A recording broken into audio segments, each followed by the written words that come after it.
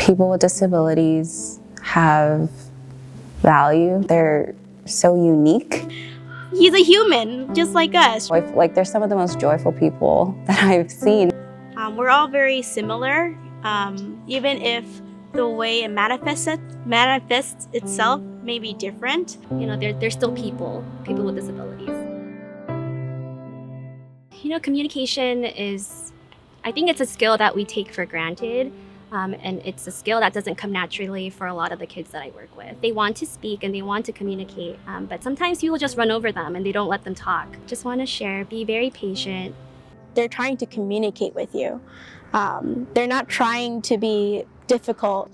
They're trying so hard to tell you something, but they just don't have the words to say, or they haven't been taught the words to say. He has cerebral palsy and he is visually impaired, and he has hemiplegia on the right-hand side.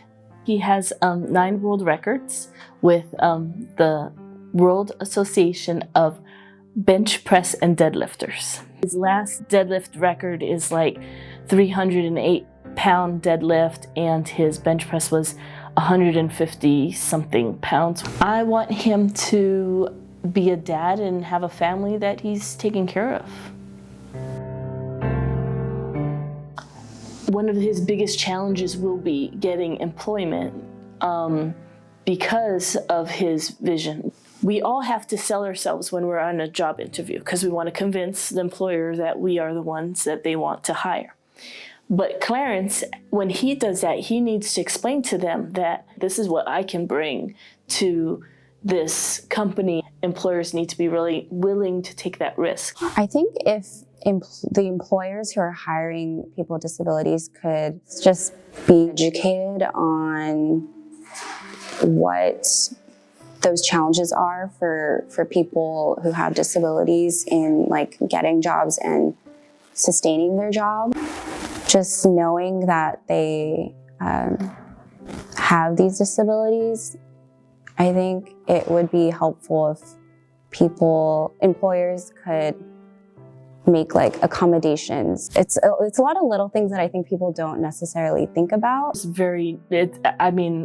I never realized how visual our world is and our life is until, having Clarence. I can see how like they would be discriminated or looked at or even treated differently because they might be seen as not capable or not intelligent enough. There are things that, they are not able to do as proficiently as maybe someone without disabilities, but there are also a lot of things that they can do.